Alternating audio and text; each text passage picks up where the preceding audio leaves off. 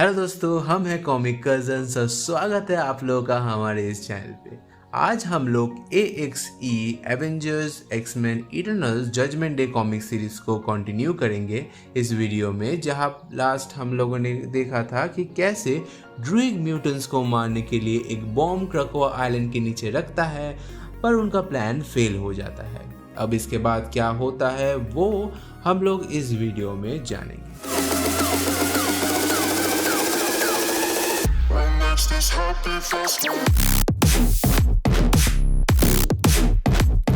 Start में हम देखते हैं कि कोई अननोन कैरेक्टर हम लोग से यानी रीडर से बात कर रहा है और बोल रहा है, तो तुम लोग आ गए।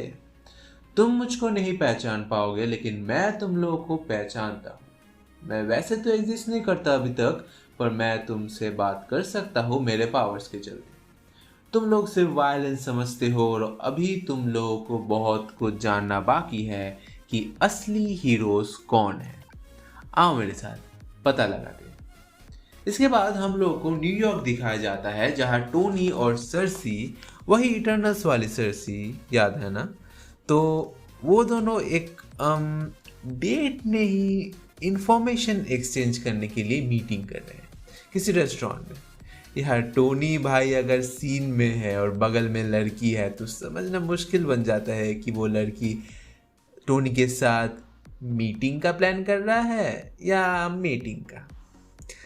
अब उन दोनों के बातचीत से ये पता चलता है कि सर्सी और एवेंजर्स का एक लड़ाई में शामिल होना पड़ेगा, पर सर्सी घुमा फिरा के बात कर रही है, मगर टोनी भैया थोड़े सीरियस थे और असली मुद्दे पे आने को कहते थे।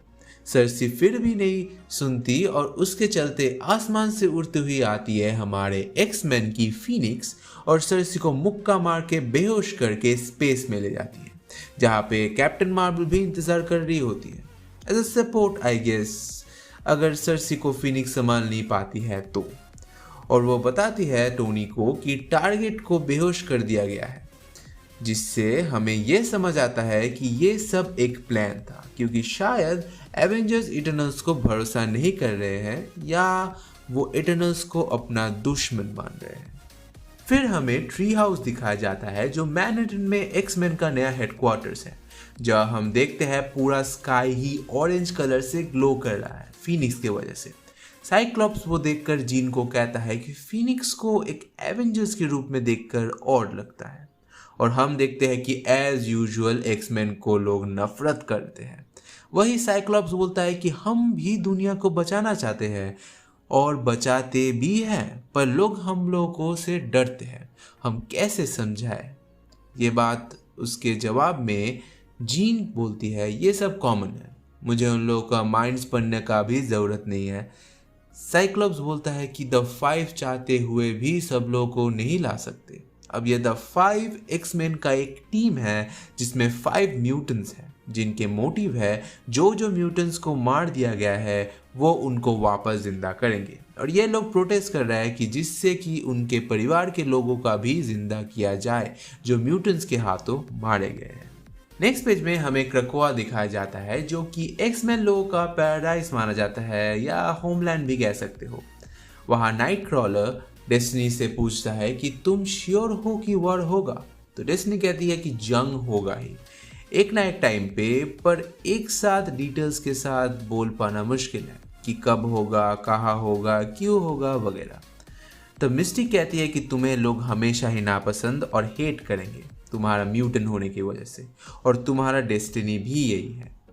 उसी वक्त डेस्टिनी को पता चल जाता है कि इटर्नल्स ही है जो एक्समैन को या म्यूटेंट्स को पूरी तरह से मिटा देना चाहते हैं। नाइटक्रॉलर तभी टेलीपोर्ट करके अराको या मार्स में पहुंच जाते हैं क्वाइट काउंसिल और बाकी लोगों को इन्फॉर्म करने के लिए। नाइटक्रॉलर उनसे सब कहता है कि द रिंग को सब बताना पड़ेगा और द क्वाइट काउंसिल का एक मीटिंग होगा। इसके बाद हम देखते हैं सर्सी को एवेंजर्स माउंटेन पर पकड़ के रखा गया है और टोनी अपने आयरन मैन सूट पहना हुआ है और उससे नेगोशिएट कर रहा है।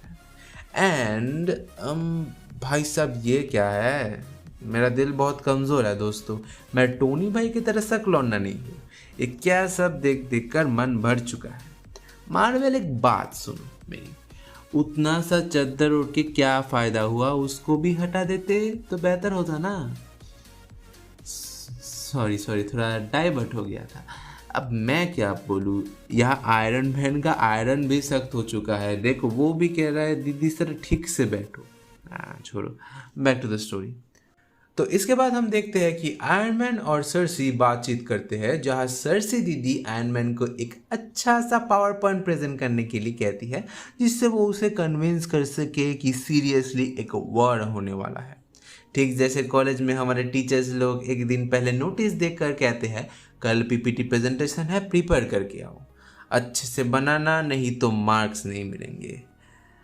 आयरन मैन इसके बाद थैनोस का टॉपिक उठाता है कि इटर्नल्स लोग जानते थे थैनोस पृथ्वी पर है और हमला करेंगे, लेकिन तुम लोगों ने नहीं बताया। तो सर्सी कहती है कि वो उनकी गलती थी और वो मानते हैं। आयरन मैन सर्सी को फिर पूछता है कि इटर्नल्स को और क्या पता है जो वो बता नहीं रहे हैं। उसी वक्त पीछे से कैप्टन अमेरिका रूम में आते हैं और डायरेक्ट बोलते हैं इटर्नल्स वॉर स्टार्ट करने वाले हैं, तो तुम जो जो जानती हो वो हमें बता दो। और सर्सी को लगता है कि वो मजाक कर रहे हैं और वो जोक मारती है कि तुम लोगों ने जिस हाल में मुझे पकड़ के रखा है उसके लिए जंग तो होगा ही। पर हमारे सिग्मा गीगा चैट कैप्टन सिर्फ चुपचाप सर्सी की तरफ नज़र रखे हुए हैं विदाउट एनी एक्सप्रेशन। और वो देखकर सर्सी समझ जाती है कि कोई मजाक नहीं है और हकनाने लगती है कि सीरियसली वॉर, एक सचमुच का वॉर? ड्यूक क्या कर रहा है? तुम लोग क्या जानते हो? तो जैसे हम लोगों ने इसके पहले वाले वीडियो में देखा था कि ड्रिग एक बॉम्ब को क्रकोआ आइलैंड के नीचे टेलीपोर्ट करके म्यूटेंट्स को उड़ा देना चाहते थे, मगर क्रकोआ अर्थ के एक इम्पोर्टेंट पार्ट होने की वजह से वो बॉम्ब बैकफायर कर जाती है, क्योंकि इटर्नल्स अर्थ को हानि नहीं पहुंचा सकते।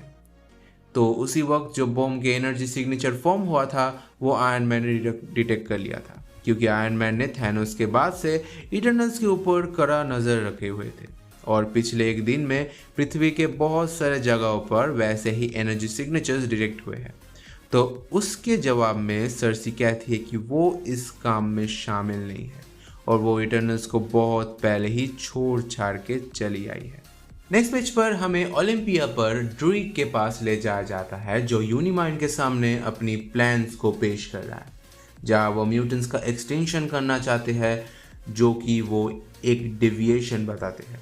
वो अर्थ के लिए हानिकारक भी हो सकते हैं और वह कहता है कि डेविएशन को संभालना और उसके ठीक करना इटर्नल्स का ड्यूटी है। तो उसके जवाब में यूनिमाइंड ड्रूइग को प्लान्स और मोटिव से सहमत होता है। नेक्स्ट हमें द एक्सक्लूशन दिखाया जाता है, जहाँ पर इटर्नल्स का प्रिजन है, जहाँ पे वो सब को कैद करके रखते हैं। और यहाँ ड्रूइग यूरेनस से बातचीत कर रहा होता है और कहता है कि हजारों सालों में पहली बार तुम्हें वापस छुड़ा जा रहा है, लेकिन तुम्हारे जेल के मशीन से कनेक्टेड हो तो बस एक घंटा ही मिलेगा, उसके अंदर जो करना है वो करके वापस ऑटोमेटिकली यहाँ टेलीपोर्ट हो जाओगे। तब यूरेनस कहता है कि 1 घंटा मेरे लिए बहुत ही ज़्यादा है, मुझे तो बस कुछ सेकंड्स लगेंगे बच्चों के गले घोटने के लिए, मारने में कितना ही टाइम लगेगा, ये सब एक्समैन मेरे सामने दूध पीते बच्चे हैं। इसके बाद हमें डेमोकल्स फाउंडेशन कॉर्पोरेट हेडक्वार्टर्स दिखाया जाता है, जहां ड्रूइग उस कंपनी का हेड है और वो डॉक्टर मरिया मैकटगर्ड के साथ बात कर रहे होते हैं। तो मरिया चार्ल्स सेवियर्स के लवर है, जिसको हम लोगों ने एक्समैन मूवी में भी देखा होगा, पर अब यहाँ हम देख सकते हैं कि मरिया म्यूटेंट्स के खिलाफ है।